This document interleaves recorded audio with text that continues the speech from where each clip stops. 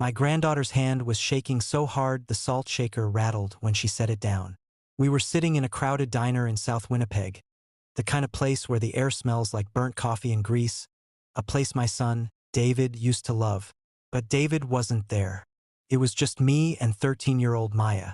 She leaned over, her blonde hair shielding her face from the rest of the room, and pressed a crumpled piece of yellow notebook paper into my palm. Her voice was a ghost of a whisper, barely audible over the clinking of silverware. She told me to check storage unit 247. She said if I didn't go today, her dad might not make it to Christmas. I felt my stomach drop into my shoes.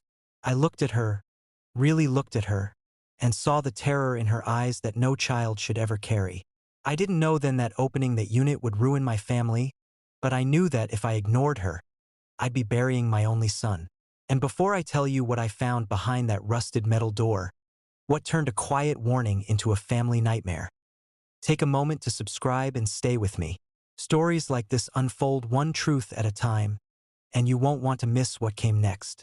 You see, a year ago our lives were normal, boring even. I'm 68, retired from the rail yards, and I've spent most of my life thinking the biggest threat to a man was a bad winter or a failing heart. David was a successful guy, a contractor who'd built half the new builds in Manitoba. When his first wife passed away 5 years ago, it nearly broke him. Then came Elena. She was 20 years younger, sharp, beautiful, and seemed to breathe life back into him. I wanted to like her. I really did. But there was always something off about the way she looked at the house, the way she looked at David's bank statements, and the way she started clearing out the memories of Maya's mother within weeks of moving in. David started getting sick about 6 months after the wedding. First, we all thought it was stress. He was tired, losing weight, and complained of a constant metallic taste in his mouth. He'd get these tremors in his hands that made it impossible for him to hold a hammer. Elena was always there, rubbing his shoulders, giving him his special vitamin shakes, and telling me he just needed rest. I started noticing the little things first. David was a man who could wake up at 5 a.m. without an alarm, but lately, he was sleeping until noon, looking gray and clammy. Every time I tried to take him to his longtime family doctor, Elena had an excuse. She'd already taken him to a specialist she found online, or he was too weak to move. She was gatekeeping him. I'd go over to their place in River Heights, and she'd meet me at the door with a practiced smile that never reached her eyes. She'd tell me he was resting and that the medication was making him drowsy. Maya stayed in her room most of the time, becoming a shadow in her own home. The girl who used to play soccer and talk my ear off about space exploration was now silent, watching Elena from the corners of the hallway. I felt a knot of dread tightening in my chest every time I drove away from that house. But I told myself I was being a paranoid old man. I told myself David was just grieving his health. Then came that lunch at the diner, the note, and the look on Maya's face that told me she'd seen something she couldn't unsee. I drove straight from the diner to the self-storage facility on the edge of the city. My hands were gripping the steering wheel so tight they turned white. I kept thinking about the way Elena would tilt her head when she spoke to me, like she was studying a specimen. Storage Unit 247 was tucked away in the back of a row of rusted blue doors. Maya had swiped the key from Elena's purse while she was in the shower. When I pulled that heavy door up, the screech of the metal sounded like a scream. Inside, it wasn't furniture or old clothes. It was a makeshift office. There was a folding table covered in files and a small cooler. I started going through the papers, and my blood turned to ice. There were 3 different versions of David's will. One was the original, leaving everything to Maya in a trust. The other 2 were forgeries dated just last month, leaving the entire estate, the house, the business, the life insurance, entirely to Elena. But it wasn't just the money. In the back of a filing box, I found a logbook. It was written in Elena's precise, looping handwriting. It looked like a medical chart, but it was a record of misery.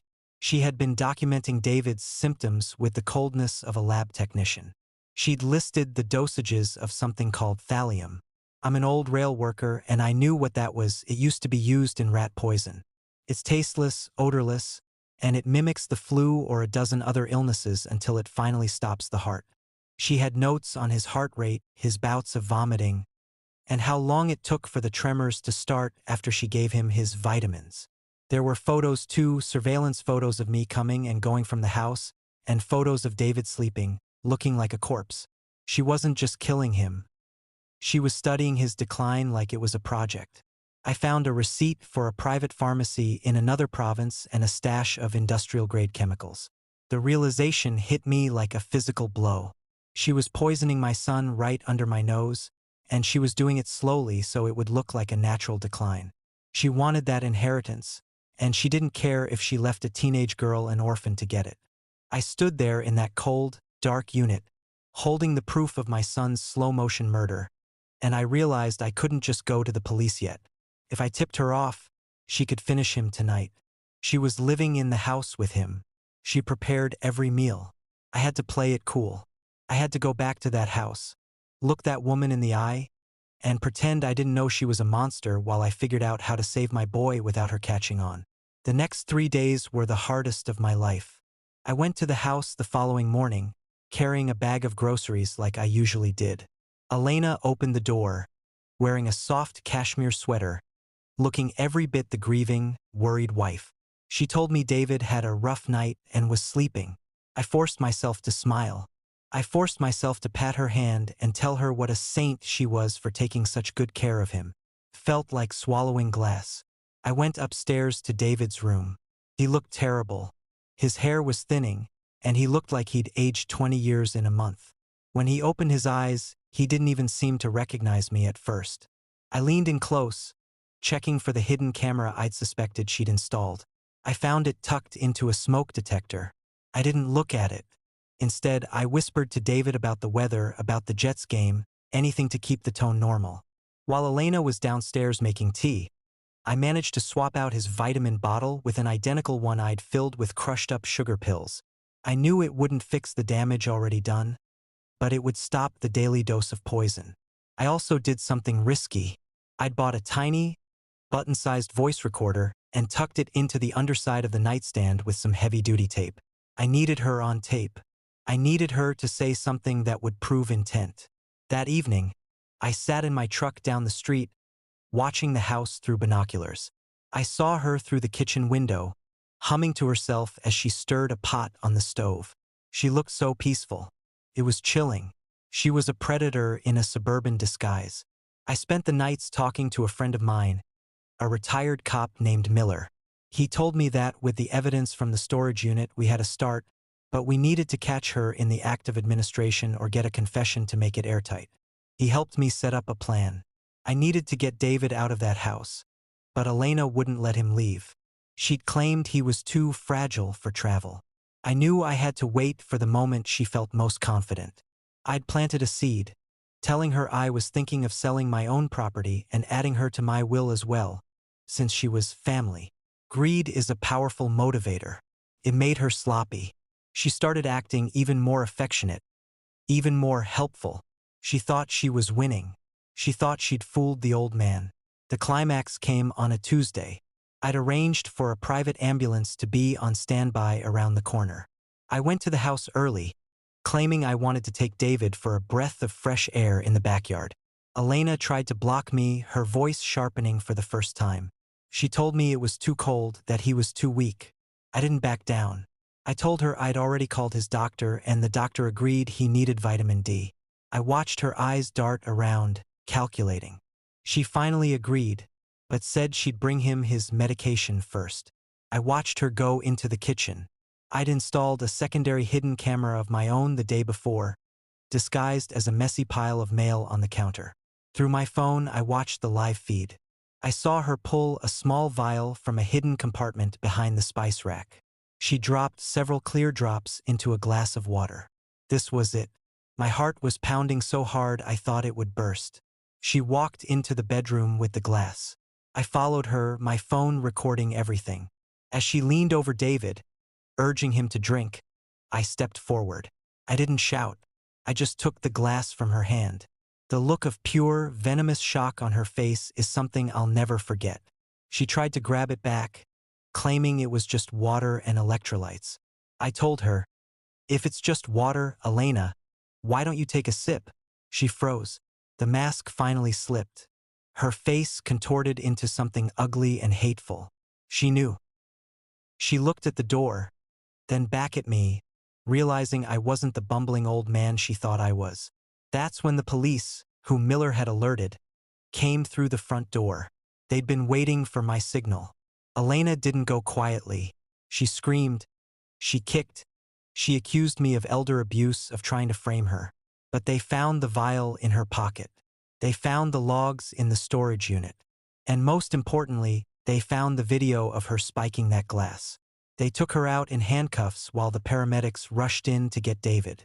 I sat on the edge of the bed, holding Maya as she sobbed into my chest. We watched the flashing lights through the window, the blue and red strobing against the Winnipeg snow. It was over. The monster was out of the house. But the damage she'd left behind was a mountain we still had to climb. The months that followed were a blur of hospitals and courtrooms. David spent 3 weeks in the ICU. The thallium had done some neurological damage, and he had to relearn how to walk properly, his legs shaky and weak. But he was alive. The doctors said if we'd waited another week, his heart would have simply given out. Elena's trial was short. The evidence was overwhelming. The forged wills, the poisoning logs, and the video footage were a prosecutor's dream. She was sentenced to 25 years. She didn't show a bit of remorse.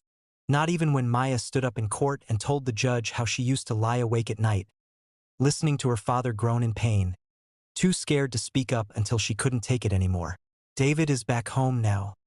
He's thinner, and he walks with a cane, but the light is back in his eyes. He and Maya have moved in with me for the time being. We've spent a lot of time in therapy, talking through the betrayal. It's hard to trust people when the person you loved most tried to erase you for a paycheck. But we're getting there. I look at them sometimes, sitting on the porch, and I realize how close I came to losing everything. I learned that intuition is a gift, and you should never ignore that nagging feeling in your gut that something isn't right. We think we're safe in our quiet neighborhoods, but evil doesn't always look like a movie villain. Sometimes it looks like a beautiful woman with a glass of water and a smile. True wealth isn't the contractor business or the house in River Heights. It's the fact that I can hear my granddaughter laughing in the kitchen again. It's the fact that I can sit with my son and watch the sunset without wondering if it's his last. We're more vigilant now, maybe a little more guarded, but we're together. And that's all that matters. If you ever feel like something is wrong in your family, don't wait. Look closer. Listen to the kids. They see things we've learned to ignore. Trust your blood, not the people who are just after it. If the story moved you, disturbed you, or made you think twice about the people you trust, don't keep it to yourself. Like this video so more people can see it, and share it with someone who might need the reminder. Drop a comment below and tell me, have you ever had a gut feeling about someone that turned out to be right? I read every comment. And if you want more true stories about betrayal, survival, and quiet revenge, subscribe and stay with us. Sometimes the stories that save us are the ones we hear just in time.